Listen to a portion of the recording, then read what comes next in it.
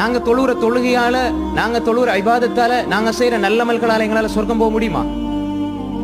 இபாதத்தால சொர்க்கம் போக முடியாது. சொர்க்கம் நம்முடைய இலக்கும் கிடையாது. அல்லாஹுடைய திருப்பொருத்தம், அன்புதான் இலக்கு. அதை வச்சுதான் நல்லா சொர்க்க தருவான். நாங்க பிறந்ததில் இந்த இறக்கும் வரை நெத்திய சஜதால வைத்தால் கூட இந்த கண் அல்லாஹ் தந்திருக்கிறானே, இந்த நியாமத்துக்கு நன்றி செலுத்தியவர்களாக முடியாது.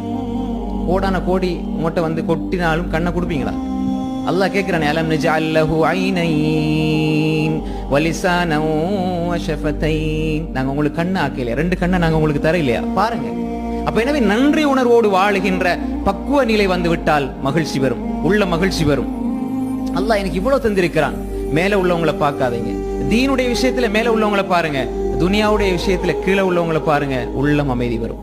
நாங்க பாக்குறது துனியாட விஷயத்துல மேல உள்ளவங்களை, எனக்கு மேல இருக்கிறான், எனக்கு இல்லை, எனக்கு இல்லை, எனக்கு இல்லை என்றால் நன்றி உணர்வு வராது. நன்றி